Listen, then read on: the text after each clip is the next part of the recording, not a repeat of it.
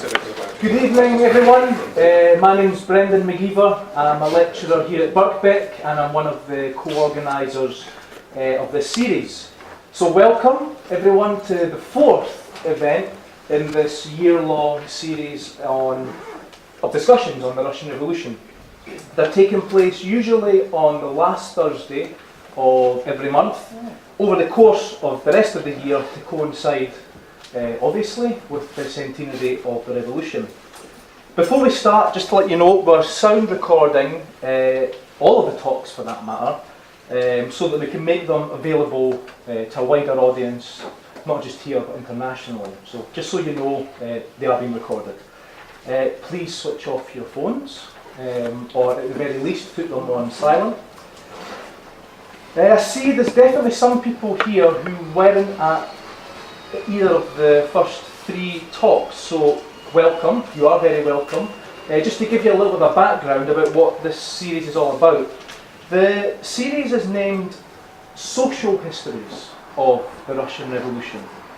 And what we mean by that is we're discussing how the revolution was experienced by the masses of people, working people, women and men who participated in the revolution.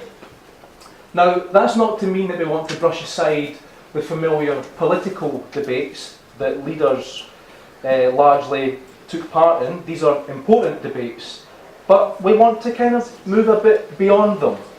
Firstly, because they're more familiar, and secondly, because we have this focus on understanding the mass participation of people in changing history. Secondly, we are in the university, but these are not usual academic talks in the sense that you might be used to. We want to bring university-based historians to a wider audience. Historians who have spent years, by the way, working in archives, studying the Russian Revolution. So all of you, no matter how little or great you know about the revolution, you're all very welcome to participate in this series and in the questions and answers that will follow.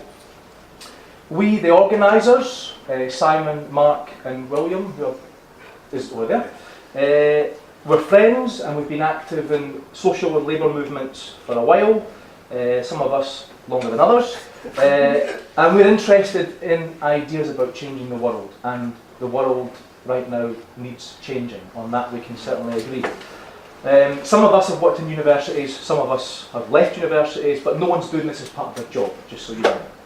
Okay, so our speaker tonight, Sarah Badcock, will speak for around half an hour or so, then we'll leave another hour for questions and discussion, and then some time for further comments from Sarah. And we really do want this to be an open conversation, so if you're new to these types of meetings and you feel that your questions maybe not spot on or not clever enough, get rid of that feeling and speak out. We want to hear what you've got to say. There'll be time at the end for people to make announcements about demonstrations, other political meetings that are happening if you want to announce those. And afterwards we'll be going to the bar, the Institute of Education bar, and you're all very, very welcome to join us.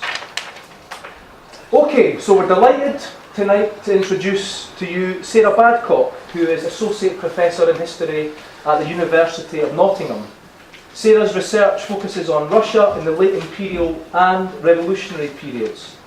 She is particularly interested in comparative and regional perspectives on the history of revolutionary Russia. Her new book, A Prison Without Walls, Eastern Siberian Exile in the Last Years of Tsarism, was published by Oxford University Press in November 2016. Previously, Sarah spent several years researching ordinary people's experiences of the Russian Revolution, and this research culminated in a book published by Cambridge University Press in 2007, which was titled Politics and the People in Revolutionary Russia, A Provincial History, a book that has really gone on to shape the field of regional studies of the Russian Revolution. And tonight, Sarah will talk to us about Kaleidoscopes of Revolution, Russia's 1917 revolutions in regional perspective. And if you've read your emails, you'll know that the talk will explore regional studies of the revolution and how these studies have contributed to the way that we understand the narratives and events of 1917. And I think Sarah in particular is going to talk to us about questions of agency and political power, popular and state violence, and the impact of war. And the talk will focus on how we might bring ordinary people into the picture and how their experiences might in turn shape our understandings about power and agency in the Russian Revolution. So enough from me, and over to you, Sarah. Thanks, Brendan.